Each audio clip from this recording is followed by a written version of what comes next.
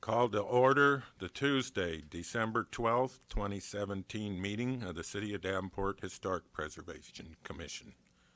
If you have a cell phone, please place it in silent mode or turn it off. We welcome everyone that's watching us at home on the city's cable TV channel. The Commission has before it the consideration of the November 7th, 2017 regular meeting minutes. Are there any changes, deletions, or additions? Hearing none, I would entertain a motion to approve the minutes. So moved. Is there a second? Second. All those in favor of approving the minutes of November 7th, 2017 signify by saying aye. Aye. Those opposed, the minutes are approved. We'll move on to communications. Brian? I only wanted to add that the resolution that you passed, the city council had passed a similar, had already passed a resolution that included the information that you made a motion about. So I just wanted to give you an update about that. Related to that, I had a conversation on the phone yesterday with Kyle Carter with the Downtown Partnership. The Quad City Chamber continues to lobby elected officials in Washington on the federal historic tax credit. We also had a conversation that beginning in January, the Iowa legislature is looking at tweaking the state preservation tax credit. Kyle said it was only minor changes. I said I don't like the word tweak because politicians, when they start tweaking things, it can become bad in a hurry. Also, Ryan and I have talked about having a work session in January to set our 2018 goals. We're looking into trying to schedule it at the Renwick House over on Tremont and inviting the public to join us. Is there any other communications from commission members? Seeing none, we have no old business. We'll move on to new business, and that's case number COA 17-20, tear off an old roof and install a new roof, and the removal of a chimney to below the roof sheathing at 718 Western Avenue. The Albert J. and Atali Steinbolt House is located in the local Hamburg Historic District. Ringo Montiel is the petitioner. Staff report. This came through as an emergency repair because the roof is leaking, and so we authorized it in advance of this meeting, but I wanted to bring it forward to you for official approval. As the contractor was up there, he noted that the chimney was at a serious state of deterioration, and he actually said he leaned on it and a portion of it collapsed.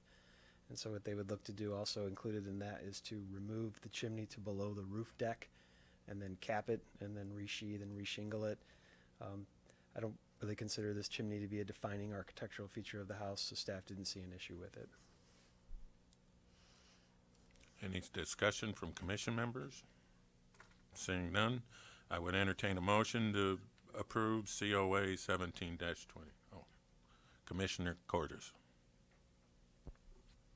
Yes. I think hearing the information that was in the staff report of the condition of the chimney and the fact that it was unstable and actually collapsed provides a lot of information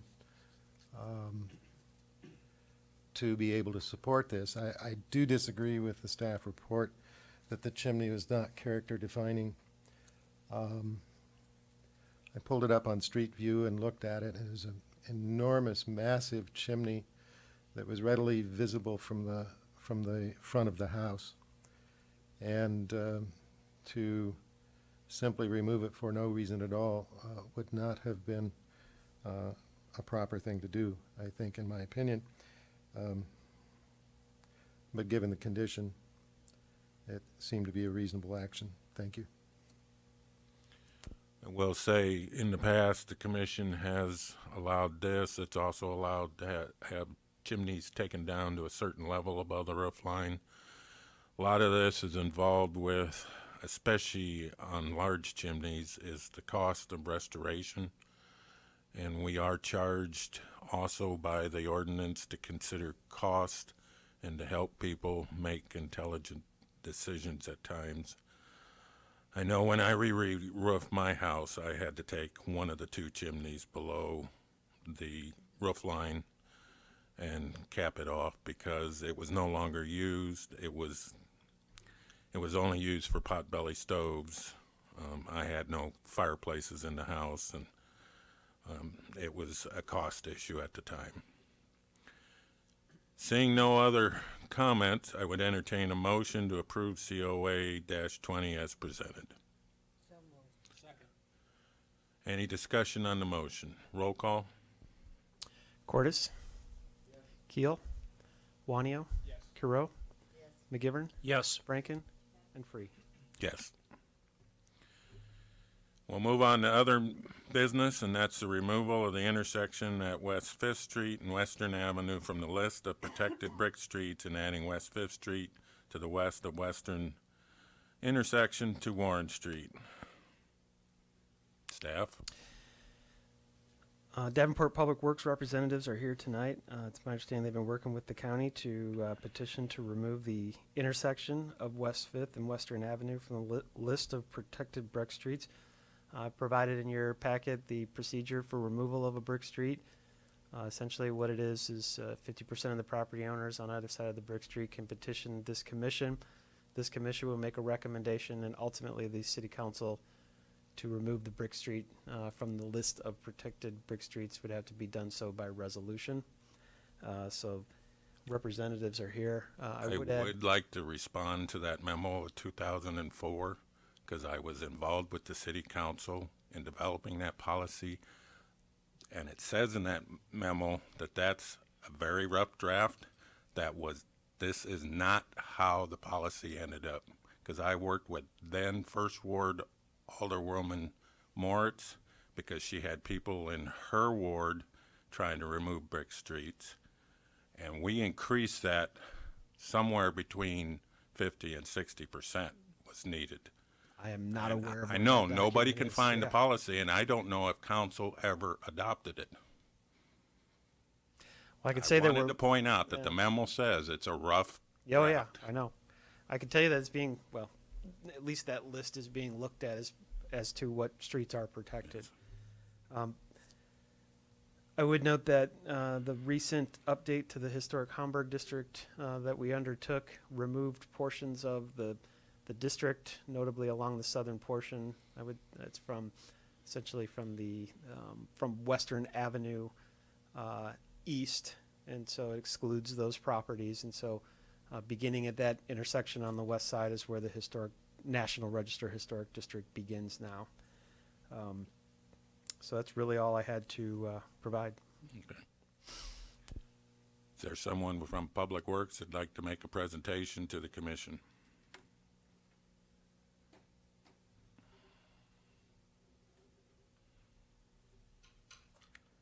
Hi, I'm Nicole Gleason, Public Works Director, Brian Shad, City Engineer. and so basically we met with the county, who was here as well about a month ago with some concerns about how quickly this section can get fixed. And we have a couple of issues going on, one being the cost. Our cost of labor on relaying brick has just gone up exponentially, and what we had originally budgeted to replace this intersection and another side of the other side of Western, it was much more than we had anticipated and what we had previously seen in costs. The other issue is completely shutting down this intersection to relay brick would be a pretty big hardship on the county, as well as just general traveling traffic. So we thought we would obviously preserve the brick that's beyond the intersection and extend that, but then be able to convert that intersection to either concrete or asphalt from a cost favorability perspective, and basically from an expeditious of being able to get it fixed more quickly and within budget.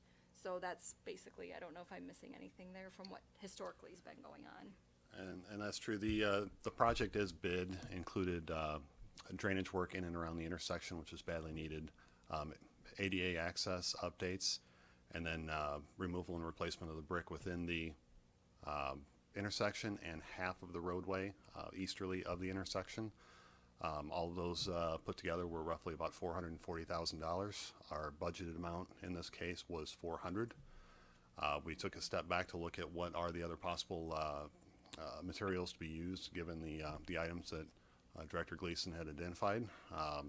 To completely remove and replace the entire intersection with asphalt, we'd be looking at roughly $450,000. That would be the entire roadway.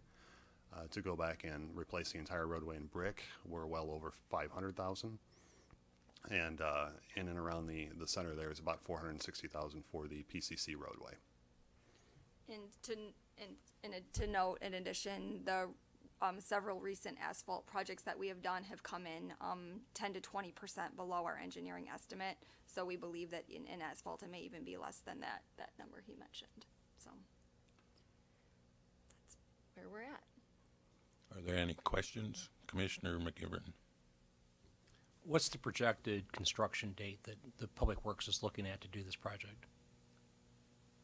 Ideally, if we were to rebid the project, we'd rebid it this winter with construction beginning in the spring as soon as the weather broke and continuing on for probably close to 3 to 4 weeks. So April or May? Correct. Thank you. Any other questions? Commissioner Cordes?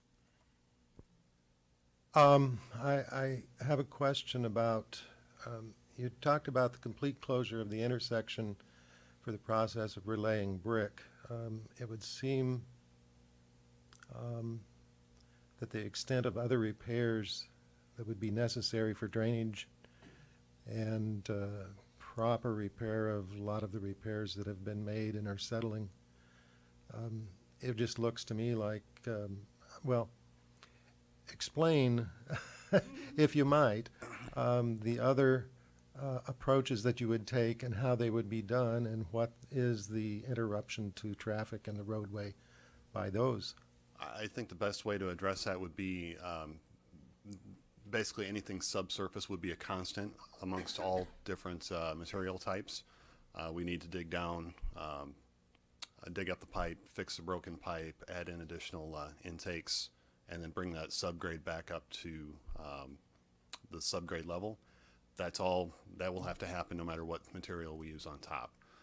The asphalt's a very quick option. We can basically lay that and drive on it the same day. As you start looking into your concrete options, you do have cure time. You can do half and half, potentially depending upon how the staging goes, but you, after you pour it, you will have typically a minimum of 7 days before you can drive on that. The brick, the issue is we don't have a constant size. We'll be salvaging the bricks that we can use there, but it's still a very labor-intensive hand work job to get those fit back into one another to make sure you've got a good ride surface, a good solid surface that won't compact or settle any more than that, and something that will hold up to the turning movements of the vehicles as they go around the corner. The majority of the traffic on that intersection is either westbound on 5th, turning southbound on Western, or northbound on Western, turning eastbound on 5th. So it's a lot of turning movements with those tires shoving what's there now. So it's the sanitary sewers that are collapsing or the storm sewers? Because I was there this afternoon and the storm sewers are 100% plugged with leaves. That's correct. The storm sewers underneath the ground have historically been an issue, and I'm sure everyone's seen all the patching there. There's been multiple digs to fix that pipe. I believe a lot of that, it is older pipe and it connects to the old railroad box culverts that go underneath the rail. So it would be storm, it would be bringing the grades up, adding in that intake capacity, get everything cleared back out. It's very dismal as far as drainage now, and as we're going into winter, a lot of people will be seeing a lot of that icing, which causes our pedestrian safety issues. Because the large concrete patch in the middle was the collapse of the manhole going into the sanitary sewer about 5-6 years ago. And the intersection was completely closed for a while. Commissioner Keel. Are you guys able to speak to the long-term cost on these projects, the asphalt versus the brick? As we're seeing prices of materials, just the sheer labor force needed and the expertise needed for brick, it is substantially higher. Just pulling numbers off the bat, I think we're looking at about $150 per square yard to remove and replace brick.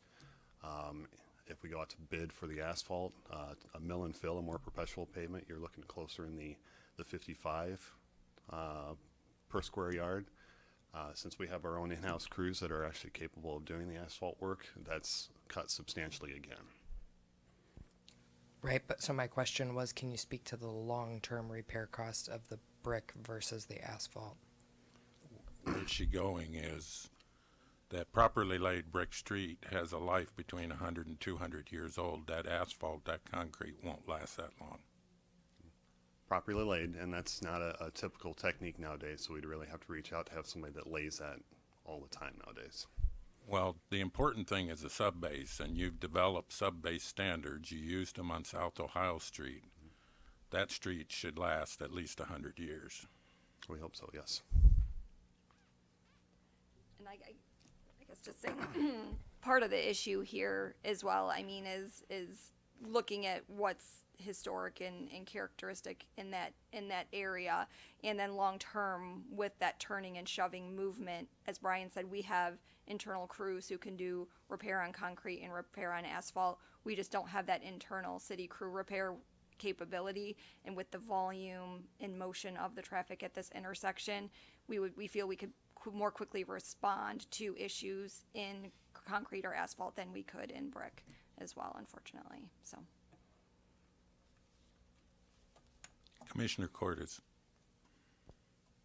Yes. You talk about the pressure that's placed on the bricks because of the significant turning that takes place at that intersection. And as I've gone and looked at the intersection and my experience with brick streets in other communities,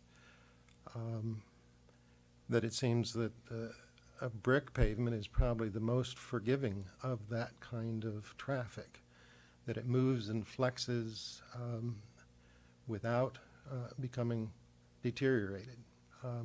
It's all dependent on the base that's underneath it, as with any good paving job is dependent on the base that's under the finish of the road. It appears to my eye, when I go to that intersection and take a look at it, that the deterioration that has occurred there has pretty much been the result of the repairs that have been made in the street, where it's been dug up for sewer or water or storm sewer repairs, and the repairs have been made less than adequate and less than the spec, and it's settling pretty much where the repairs are, not throughout the entire street. I look at this intersection, and it's pretty unique in brick streets overall. It's laid in a herringbone pattern. It's my understanding that is one of the few, if not the only, intersection in Davenport that remains with that particular pattern. And additionally, it serves as a gateway crossing the railroad tracks into Western on up to 6th Street and to the brick streets that run both ways on 5th Street. It just seems it's a key point in the brick street system there that deserves some serious consideration on how to restore it, and if it's properly done, will be more serviceable than just about anything else you could put down, unless it was interstate highway grade concrete. And I don't think, from what I hear, that doesn't sound like what you're thinking about. Also in my research, I found exactly the same thing, that the current estimates for the life of brick pavement when laid on a proper base is 200 years. And so the life cycle cost is pretty competitive. Life cycle cost for a brick street is one of the lowest that exists.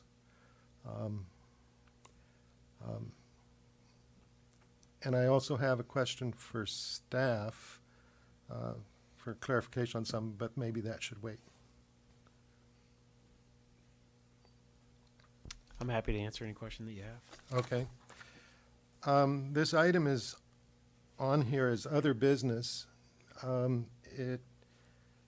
is not stated as a recommendation or a petition or a request, it's not clear to me what action, is action being requested of the HPC tonight, or is this a item for discussion, or? No, the city's asking you to provide a formal recommendation. Okay. Commissioner Keel.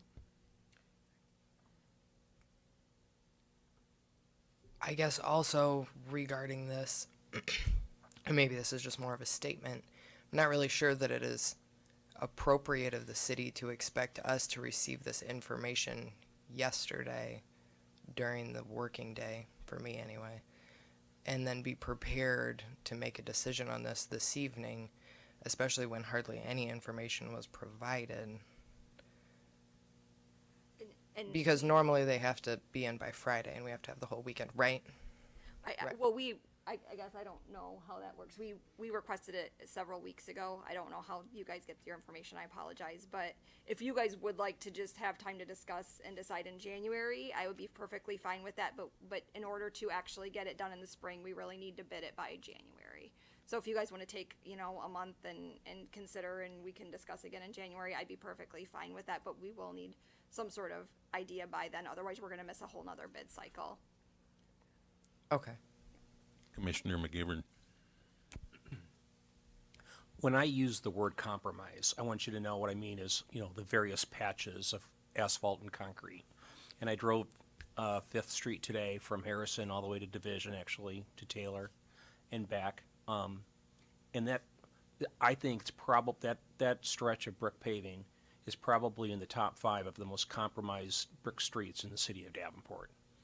And just going off of memory, it's probably been that way since I was like 10 years old, because the old Catholic worker house was right down in that area. And I always remember my dad, it was always this. And I actually was on the city council in 2004 when this issue came up. And being a 6th Ward alderman, my concern was on brick streets, hey, we've got some in the McCullen Heights that we want to take care of. But what I'm really hearing from you is not a design function or issue, it's more of a funding issue.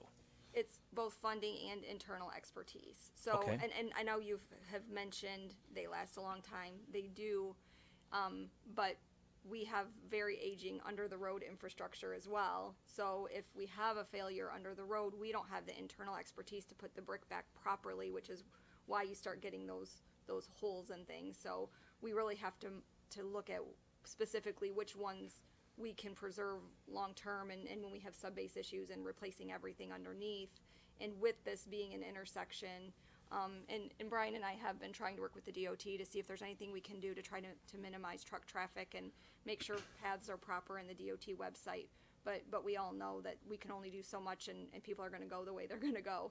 So, and that's exactly to the heart of the issue, is what can we internally maintain cost effectively as a city crew, and what do we have to outsource and at what cost, and the bricks are outsourced. So when I use the word compromise, where it's been patched and everything, I think every intersection where there's a railroad crossing has been compromised. This is not this intersection, but every one.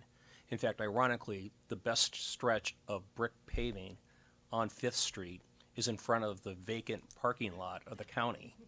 Everything else is, I'm glad I had a 4-wheel drive, because it was pretty rough. So my point is, I think this always goes back to the city council and being on it, and I know we always struggled with money and funding, and brick streets is just not a high priority when you've got everything else in the city. But I think this is really a city council issue. I'm on historic preservation. It's all about preservation, so I'm going to support preservation. But I think this is a city council funding issue. It has been. I see former Mayor Hart here. He probably dealt with it 10 years before I was, in the council. So I understand the struggle with public works. Understand our position for preservation, and good luck. Commissioner Kuro. I wondered, do we not have people who know how to lay brick streets? Is that the problem? So it's very labor intensive, and so when you do a project such as this, you're dedicating a lot of workforce for a long period of time. And so a lot of the public works workforce, and we're responding to emergency issues, making sure things are safe. And so we just can't dedicate this volume of workforce for the length of time it takes to do this type of project. So the Ohio Street project, for example, was outsourced as well. Yep, It was outsourced? it was. All right. That's what I wanted to know. Thank you. Commissioner Keel. So I just want to be clear in the fact that we're potentially talking about a $40,000 funding or budgeting issue. Is that really what it comes down to? So, I mean, apples to apples, to redo the same amount in brick versus concrete is about 100,000. Yes. Okay. Yep. Okay. So we're coming down to $100,000. Budgeting issue or funding issue?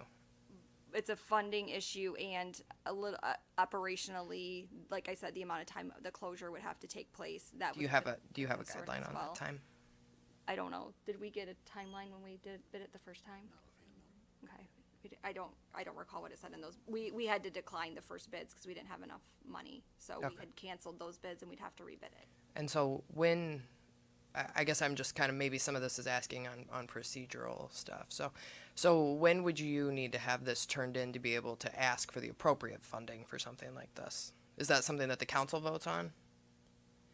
The council would vote if we were to amend the CIP, yes. Okay. And we have budgets, meetings are in January. So do you think you would be able to get the support from the council to amend it? I Is guess that something you've even thought about or checked into? we certainly could. It would likely be canceling another project to add Okay. funding from that project to this one because we do set our CIPs about, we look at a solid 1 year and then a soft 3 year. So this had been budgeted at 400,000 in CIP that was approved 2 years ago. Okay. What, how come, why did it not get done at that time?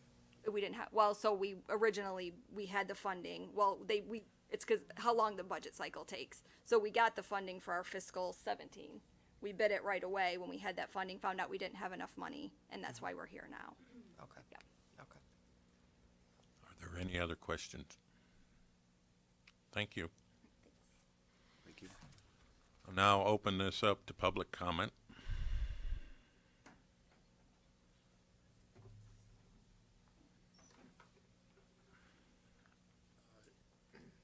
Thank you, Mr. Chair.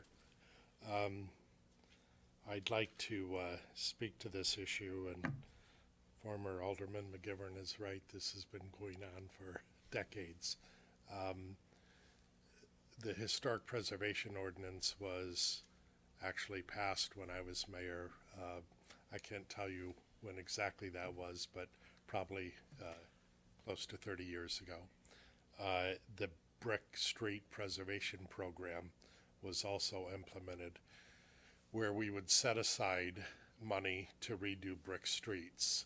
I know that there have been a number that have been done. A couple that I can remember specifically is Mississippi from River Drive to 12th. 12th Street, just north of the Episcopal Church. But there have been many others that have been done. We also, in the 80s, put aside some money for maintenance of those streets and sent some city crew to learn how to maintain brick streets.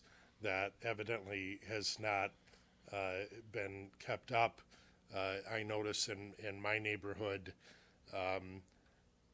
16th Street between Main and Brady within the last 90 days has had a big glob of asphalt put on it.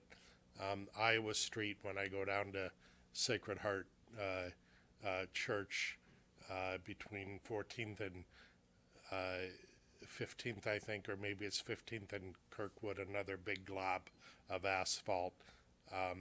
So obviously that program, I would agree with the Public Works Director, that has not been kept up. My interest in this is long-term also. Tonya and Odelia and Deanna Rogers, who live on this street, and I have talked about this a lot. They're church friends, and we've talked about this a lot the last year and how to approach it. If you look at the other thing I might say is, in my previous lives, I not only served the city, but I was also the infrastructure manager for Department of Economic Development for the state of Iowa.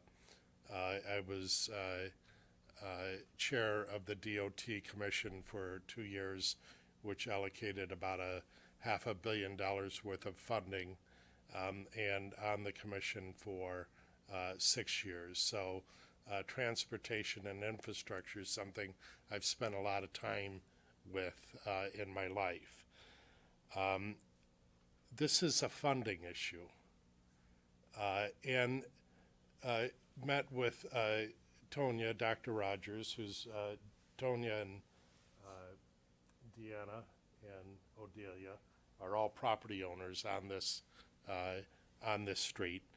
And Tonya and I met with Nicole. This is a funding issue. There are other sources of funds that can help with this, including Schmid. It's within the Schmid district, portions of it for beautification. They don't do streets, but they can do beautification. The county can help with this. One of the major reasons to do this is there's a big parking lot for county employees on the north side of 5th Street. The county can participate.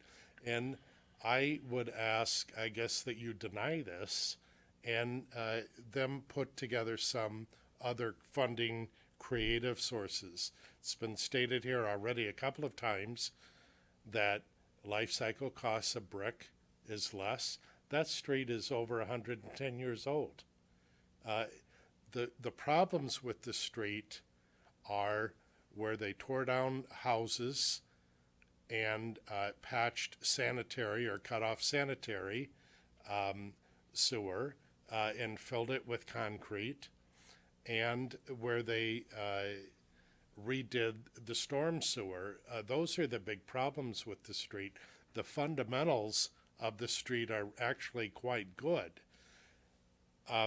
One final point, and this is not having anything to do with current city personnel, administrative or public works, because they're just the recipients of a situation. But I think there's something really unseemly about the city petitioning the Historic Preservation Commission to exempt themselves from their own regulations and designations.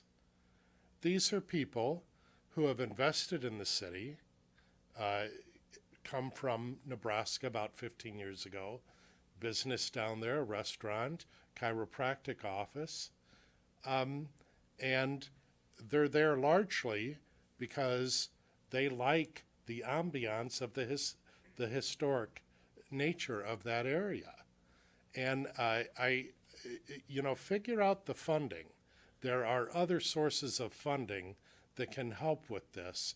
And don't be asking for favorable treatment of the very regulations that you have put in front for everyone else.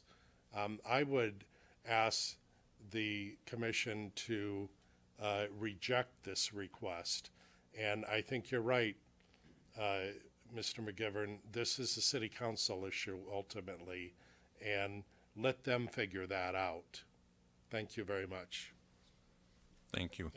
Any questions of me? None, Tom. I will say that the Brick Street Ordinance was written in 1986, and the Historic Preservation Ordinance was the last thing you signed in December of 1991. So I can't tell you, I couldn't have told you those dates, but I knew I dealt with the issues. Thank you. And you helped me a lot to get it passed. Thank you. Thank you, Your Honor. Good luck.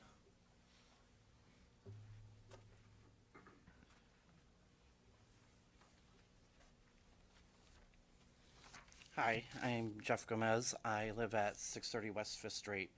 Just want to address this. Just several points that I've been listening to this evening. First off, I do want to say I've lived in my home for the last 15 years. In that 15 years, I've seen this intersection change dramatically for the worse, not due to poor stewardship. And patches get made, bricks get pulled, bricks get lost, they get stolen. There was an issue even I own 3 properties right in this block, half block. So when we're talking about property ownership, I'm very invested down here. And always wanted to live in the historic district in Davenport, even as a teenager when my mom used to work in the Bicentennial building, and her office overlooked the Gold Coast. So some of my concerns is that there's been poor stewardship. One of the properties that we have, brickwork was removed and left sitting in the boulevard for weeks. I contacted city staff, I contacted our alderman at the time. Bricks slowly disappeared.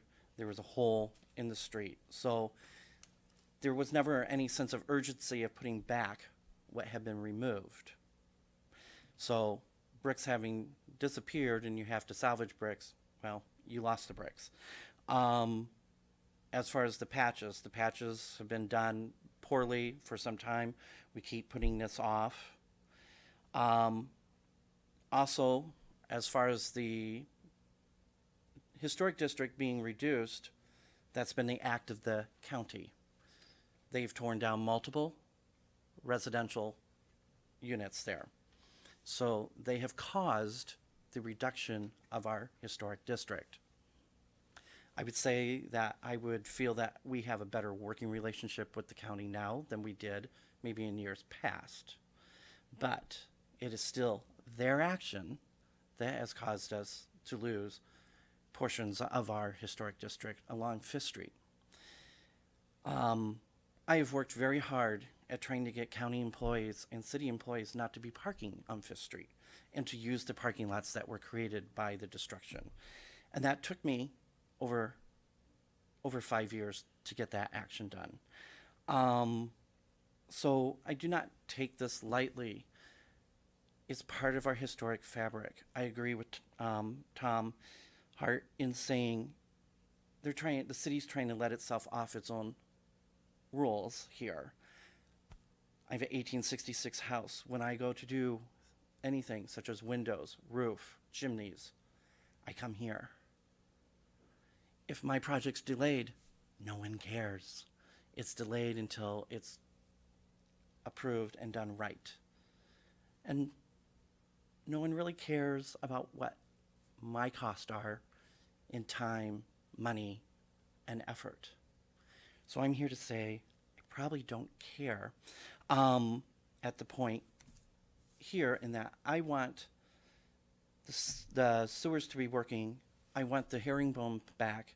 I want what I fell in love with there.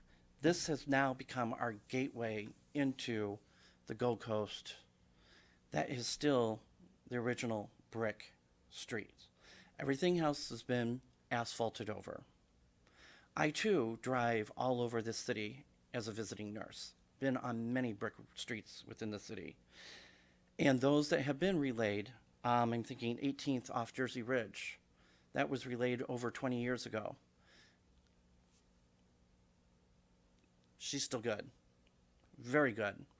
And don't think that because a lot of people use that as a shortcut from Jersey to Middle. So it does have a fair amount of traffic. And so I look over to 5th eastward and I see lighting and hardscapes and softscapes and everything. And I think, why isn't that here? And I think also, why is my street not protected in just this intersection when, as we move forward, we shouldn't be taking out an intersection and a block. So we're going to protect what's north of the intersection, and we want to protect what's west of the intersection, but we really don't want to deal with this little block of intersection because it's just a real pain in our butt. So it's also, one of my concerns have been that we haven't addressed traffic issues down there appropriate either. Tonya herself has taken upon herself to contact people at Standard Forwarding and Dorn, the primary trucking companies that run their trucks through that intersection and not follow the truck route.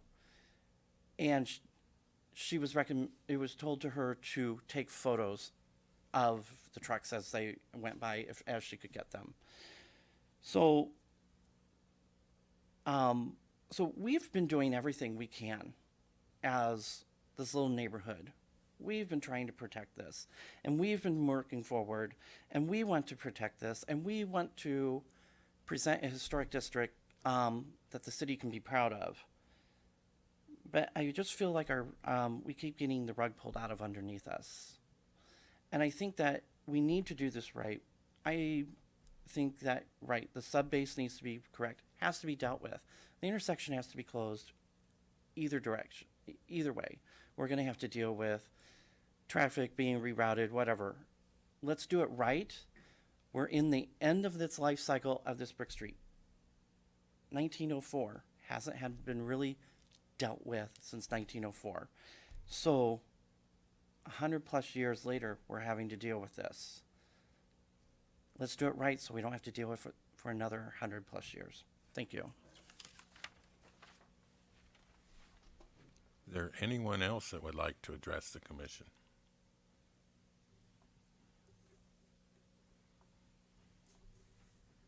I am Deanna Walter. I own Cafe de Marie on 5th, right there in the middle of that block. I also came from Omaha and saw that house only because of its historic integrity, and the whole neighborhood itself. I fell in love with it. It's zoned, so I obviously have a, I think, extremely successful business online and locally. So we get several people from all over, actually, the world, and I have a guest book that just people just keep coming by. But what I hear the most is I come here because it's so the historic nature is so beautiful. The road, the pocket doors, the historic nature, that's the reason they come back, and it reminds them of wherever they are from, San Francisco or Italy or whatever. Anyways, it's part of that reason that I think we're bringing a lot to Davenport, and a lot more to see it that actually walk down from the Black Hawk Hotel or wherever they're walking through these streets and seeing the beauty of the neighborhood and do the tours, and actually interested in possibly buying houses in the neighborhood and redeveloping it, just like everyone else has invested their time by falling in love with the historic nature of it. I believe it is protected for a reason, and I believe that's why it should remain protected. I don't think the law, there's not enough evidence to support, in my opinion, to change the law, to change what is beautiful and the original, where we can take our children to see how Davenport developed, where it developed. This is what we are missing in today's age, where everything is new and stainless steel. This is what we have, this is what's left, and I think it needs to be preserved. And also the road itself, when I have patrons parking out there, I think you can park on both sides, but I don't know, that's not possible, but I know it's legal. But when people park there, I have several elderly and children getting out of their vehicles, and as the semis just stream past really fast, it's again another thing that would, at least, I think once it's redone and we get signs maybe that are more visible, that trucks stay off the road, just like they do about low clearances and stuff, I think it might help. But anyways, it's just a danger factor. And then in addition to that, every time it does rain, we have to have vacuums in there, and our business is shut down because of the lack of integrity on the city's part to actually maintain the road in a working order. And you can't even walk on it at that point. But I just think it's part of the reason that it's beautiful, and I don't think there's enough evidence. If it is a 200-year-old road, like Dave said, or David, or if it is a 100-year-old road, even if it's only $100,000 more, if you're looking in long term, it actually isn't more. So if you add up the facts, which if you address what it's gonna cost in the long run, I think that's more important, and we're all voting on, doing it right instead of just doing it fast, and that's what I hear, is the reason, is just getting it done and getting it out of the way, but we don't feel that way. We've invested a lot into it, and a lot of patrons keep coming back because of the beautiful nature of the road. Thank you. Thank you.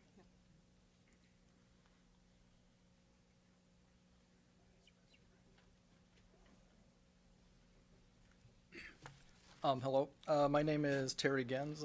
Live a few blocks away from this intersection over on West 6th and Ripley. I'm here to represent myself as a neighbor and a frequent citizen who, uses this intersection, and, I walk through the street. I drive down through that area, so I'm through that area quite often. And then I'm also here representing the Gold Coast Board, and I have a letter first from the Gold Coast Board that I just want to quickly read. Dear sirs and madams, the Board of Directors of the Gold Coast Hamburg Historic District Association is writing to communicate its support for Davenport's Brick Street program, and especially for retaining brick pavement at the intersection of 5th Street and Western Avenue. The City of Davenport has wisely established a Brick Streets program in which designated brick streets are properly maintained and protected from removal. The value of brick streets not only exists in their obvious aesthetic properties, as they, without debate, create a streetscape of beauty and charm that connects with the city's rich history, but also the value of brick streets rests in their low life cycle costs. Many brick streets are over 100 years old and have required little in the way of maintenance over that time. While the initial cost of blacktop or concrete may be lower, the life cycle cost is actually higher, given that the expected life is considerably less than brick. We urge City of Davenport staff and elected officials to follow the established Brick Streets program.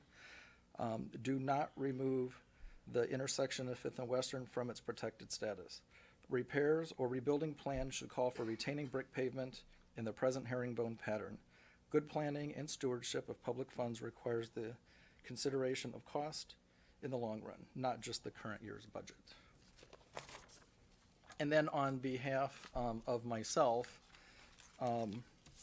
some points that I would like to make is, some of the points have already been made that I was wanting to make, but one of them is, we have a historic protected intersection that is on, the list, and the street going east is brick, the street going west is brick, the street going north is brick, and it just seems so odd for the sake of easiness to remove this intersection.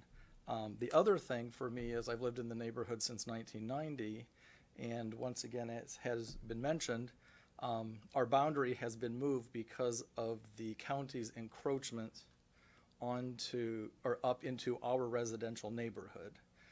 I, for one, feel that they never should have jumped the railroad track into our historic district. Therefore, I feel that they owe us, and I realize that they're the petitioner owning more than 50% of the surrounding property there, and I know, of course they want it to look nice as well, and they want it to be functional, but so do we. And we live here, and we've been in that neighborhood longer than they have, so I don't want to beat up on the county, but it's just the fact of what has happened, to remove part of our community, our blocks of historic properties, so they could have more parking. So I just feel that they owe us. Another thing I'd like to say is, everybody wants a project done as quick as possible, of course you do, but we're talking about an intersection, not 3 or 4 blocks worth of brick streets. And I still, respectfully think that repairing these brick streets, even if we don't have current staff, I think it's just up to the city, since we have a brick street, I don't know if it's an ordinance or what it is, but here's a brick streets and alleys list. I just think that it needs to be adhered to. Thank you. Thank you. Is there anyone else from the public that would like to address the commission?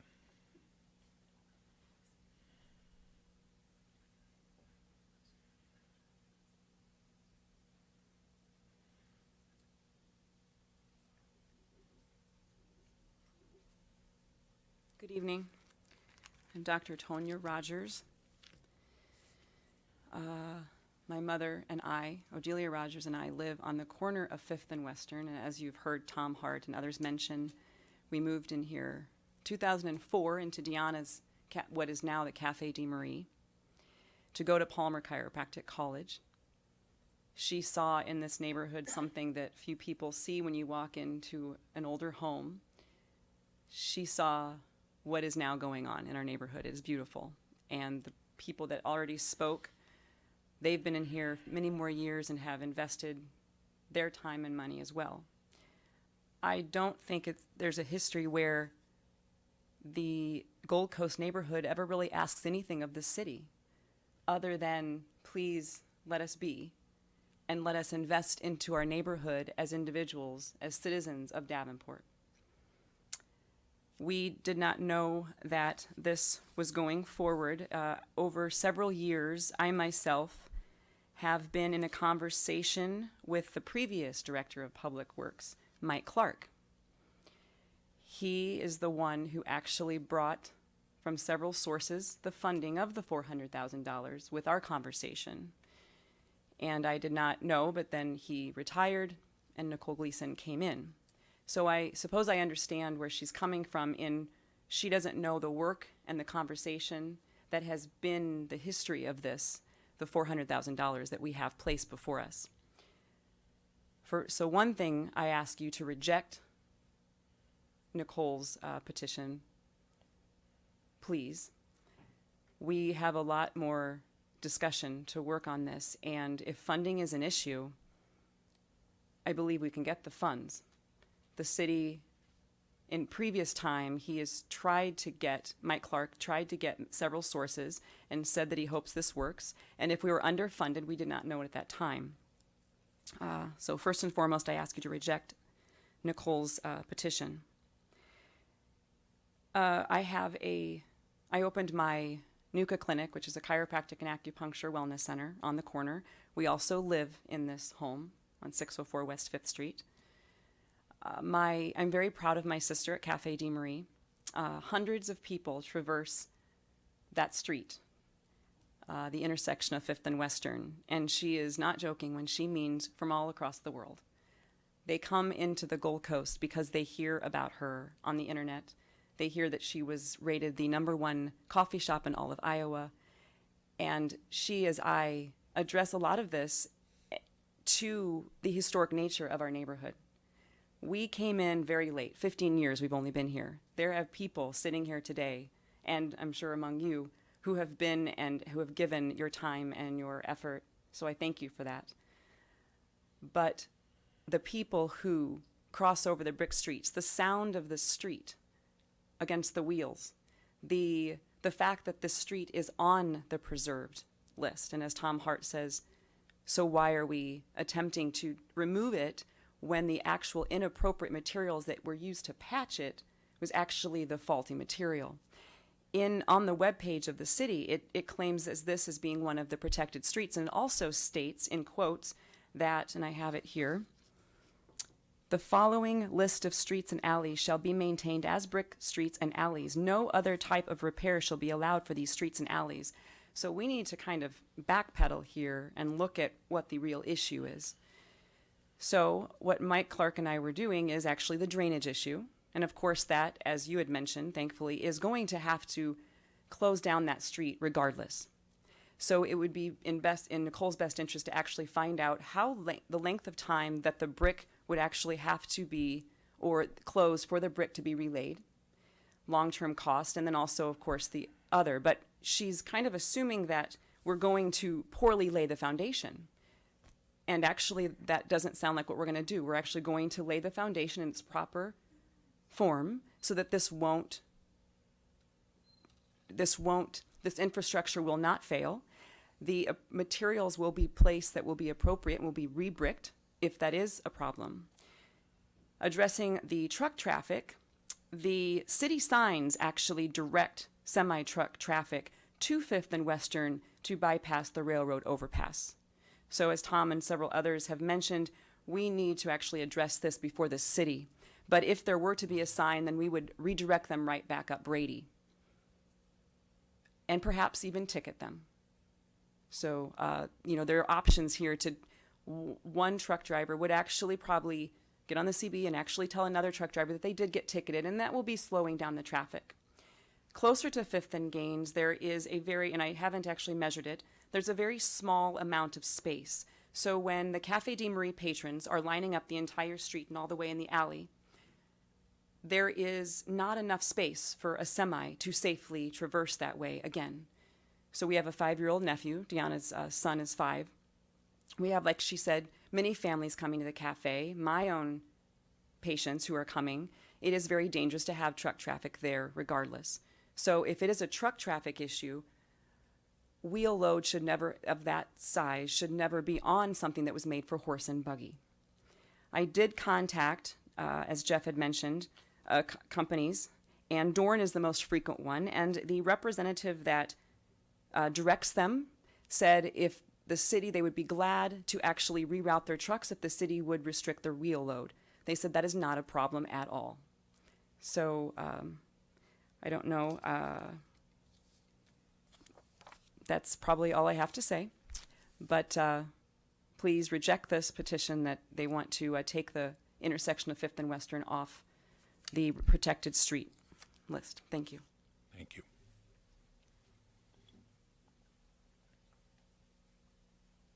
Something I failed to mention, in a short amount of time, we've collected 40 signatures of surrounding property owners, business owners, other people who traverse this area, people who are very acquainted with this area. And actually, some people who have signed this petition are sitting on your commission right now.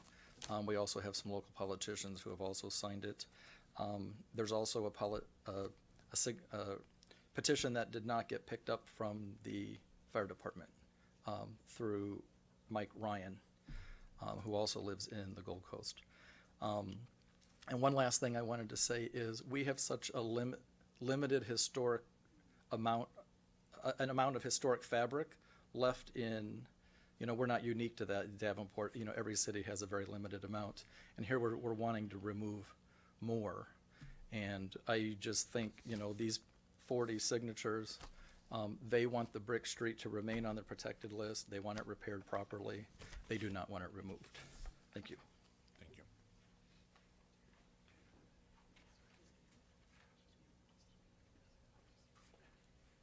Good evening.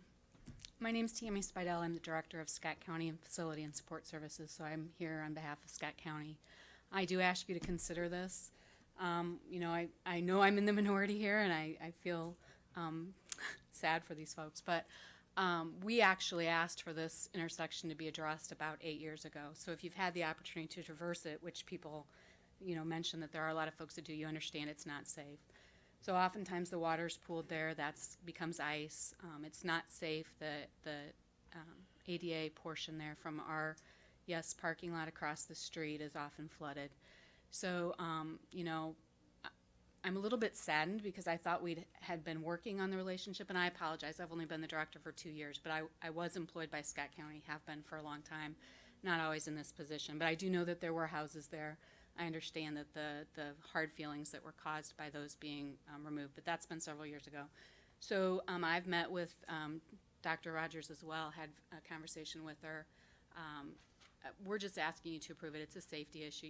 Folks, not only our employees, state employees, but visitors to the area are crossing that intersection. So, brick, concrete, asphalt, we would just like it to be safe for everyone, and so we're just asking your consideration. Thank you. Commissioner Keel. Sorry, I just had a question. Sure. So you're here on behalf of the county to request that we approve it in the interest that the project moves forward, or in the interest that it moves forward in asphalt? We'd like to ask that it move forward. We want it to be safe, so.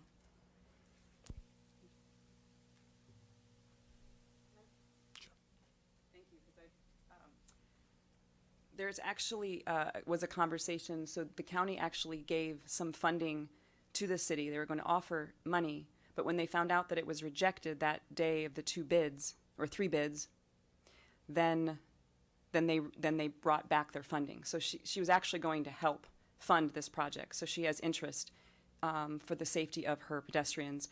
Also, the bidders, I'm not going to mention naming, and it's already actually pretty much public knowledge, but there was some concerns as well as what they were required, the city put in, and I'm not sure of the term, and it's common to put in overfunding, but there were a couple of the bidders who said that some of those were way overfunded to what they wouldn't have needed that much for certain constituents. So that's another issue on the conversations that I've had as well. Thank you.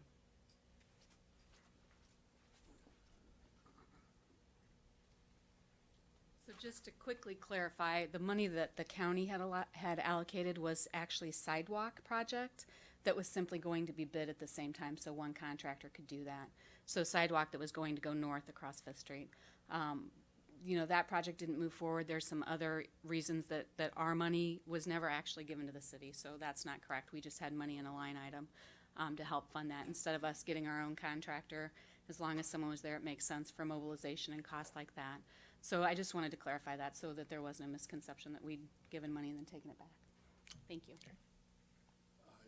Not to belabor the point, Mr. Chair, but I was on the Board of Supervisors a number of years ago when some of those lots were purchased with the anticipation. You know, the neighborhood and government can work together. I mean, they don't have to be at odds. And again, if you look at the street, you'll see that the patches where the houses were torn down to do the parking lot for county employees are the biggest part of the problem, that and the storm sewer. So it's appropriate that the county chip in on this to help correct it. It wasn't done right when it was done years ago, predating all of the people that are at the county now or at the city now, but it's time to pay up and do it right. And I don't think there ought to be a reward letting schlocky work off 10, 15, 20, 30 years later for not doing it the first time. Let's get it repaired. It needs to be repaired, and let's do it right. Thank you. Is there anyone else from the public? Seeing none, I would ask if the third ward alderman would like to address the commission.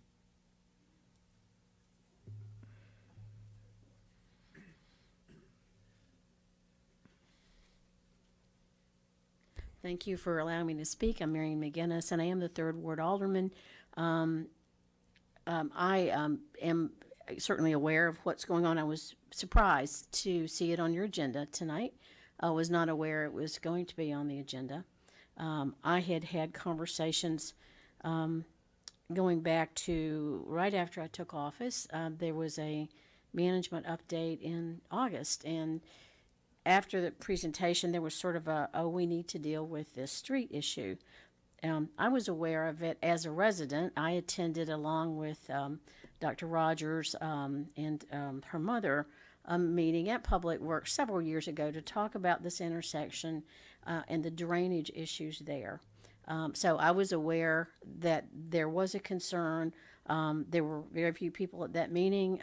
I was, I think, a member of the HPC at that point when I went to the meeting, and there was no decision made.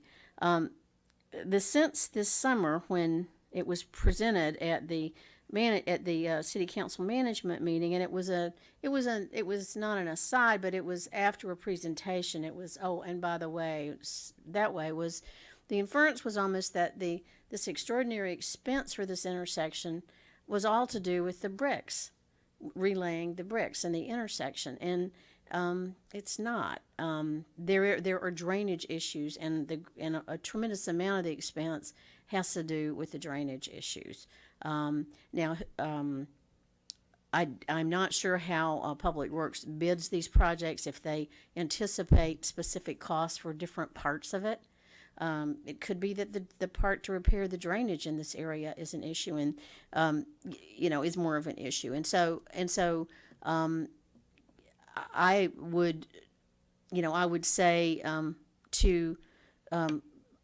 was surprised when it came before the commission. I was surprised within your packets that there was not more information, that there wasn't a staff report, which, having been a member of this commission, is something I would expect as a commissioner to have in terms of consideration.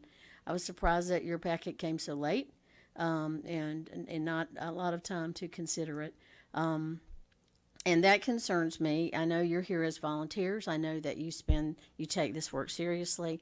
I understand, people in your position, and it's it's a weighted decision that you have to have. I can't tell you how the city council might vote on this. I wouldn't pretend to do that. And perhaps Commissioner McGivern is right. We're sort of reversing roles here, Bob. But it may come to City Council. I would ask, and I'm a little confused by your procedurally by the is this a request to vote or not? I think that's something that perhaps as a commission you might want to clarify. There was a situation a few years ago where we voted to table, and then it came later that a vote to table was a vote yes, in essence. Some of you may remember that who were on the commission at that time. This had to do with some demolition. So I think if I were on the commission, I would certainly ask that question tonight, or ask the perhaps city staff to withdraw this from your agenda, so that you're not in a situation where you're perhaps having to vote one way or the other. That's your decision, not mine. So, but I would suggest that you be careful of that. I think this is an important intersection. I think this is, we can continually say we don't have the expertise, and we can say that every time we put an asphalt patch over a brick street instead of fixing it properly. We can continue to say that and nibble away at our brick streets, at our historic brick streets. Or we can develop the expertise, and maybe that's the answer. And I know that maybe that's easy for me to stand here and say, and I know that Director Gleason and her staff, work very hard, and I know that they try to spend the city's money carefully. But we have a brick street ordinance. We have it for a reason.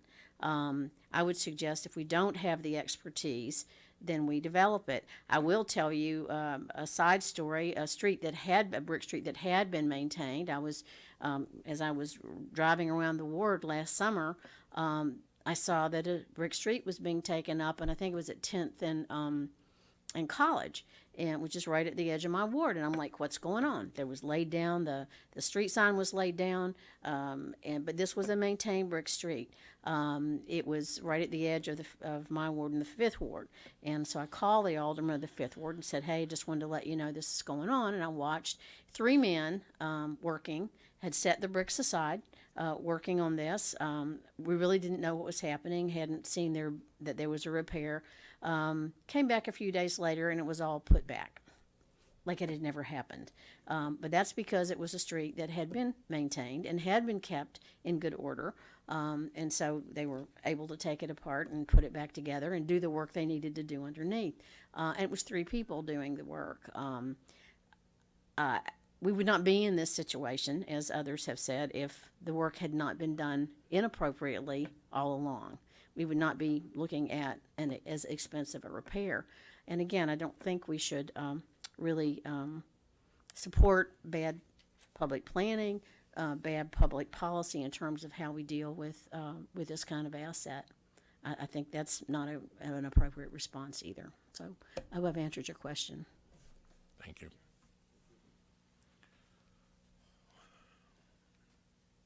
My only comment to the commission is I'm one of the remaining few organizers of the Gold Coast Hamburg group. I signed the paperwork in 1989 that went to the IRS that created the organization. One of the top 3 goals of the organization was to preserve the brick streets it had and to remove the asphalt on top of the remaining streets to return the neighborhood to what it was at the turn of the century. Communities across the country have looked to Davenport's brick street ordinance and created their own. There are a number of communities that have begun a process to remove asphalt from brick streets and restore them. And life cycle is important. Commissioner Corden is right. We have the technology today to put the proper subbase under these streets, and in residential areas, it makes sense to do brick streets. It's traffic calming. It can last between 100 and 200 years, and it increases property values. It's one of the number one reasons people buy in historic districts. This is the last remaining access into the Gold Coast Hamburg Historic District that is brick. And I understand cost and everything else, and it wasn't this group of people in Public Works who are fine people that made the decision to cut the crews that were doing it in-house. That was a previous city administrator who focused on other parts of the city. But I, in good conscience, have to follow my heart. I made that commitment when I signed those incorporation papers in 1989. Commissioner McGivern. Hey, Ryan, does it have, if our negative recommendation on this, what's the impact on the city council? Is any kind of, trigger any kind of special vote numbers, or is it just, hey, they override our denial? I don't think there's a 3/4 majority associated with this. It's just this council could vote. You're just providing a recommendation and they vote yes or no. Okay. On the request. I guess from my perspective, I mean, a majority of the commission's pretty much not going to be supportive of this. I just rather get it to the city council and let these neighbors work with the city council, because at the end of the day, this is a funding and city council issue. You know, if I had to go back into my prior life, my other job, and be on the council, I don't think East Fifth Street is financially feasible to retain. And when you have to make this is just one intersection as you go further west.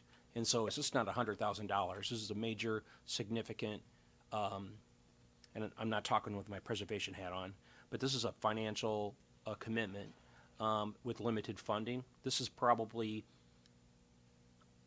to bring Fifth Street back to the way it should be, all the way to Division, is probably 25 years of all of the brick paving allocations the city budget will ever have.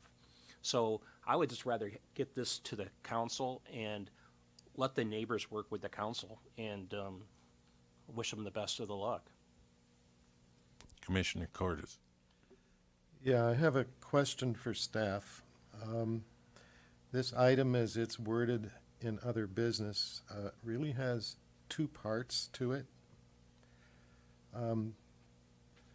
One is the intersection of West Fifth Street and Western Street as a removal. And then there is an add of West Fifth Street west of Western to Warren Street.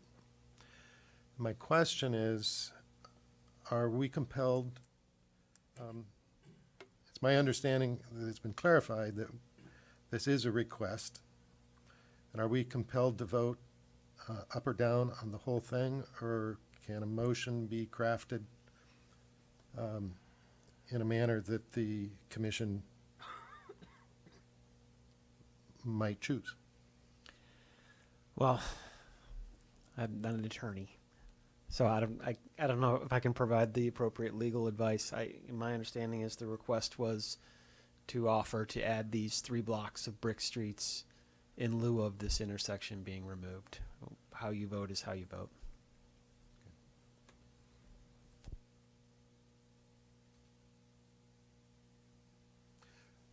Well, if I can answer to that, then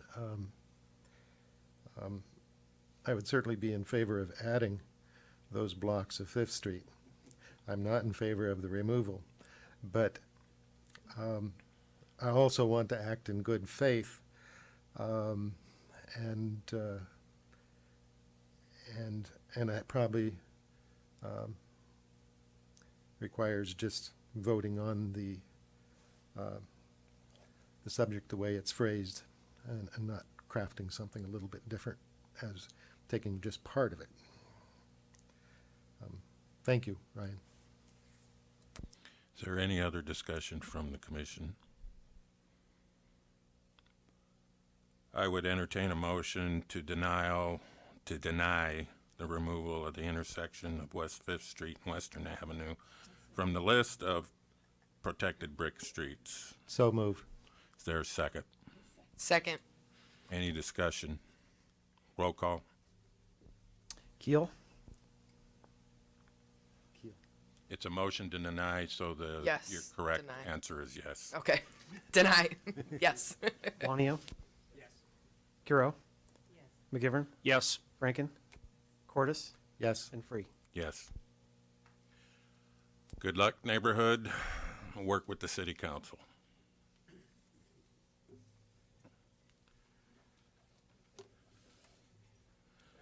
It's time for public forum.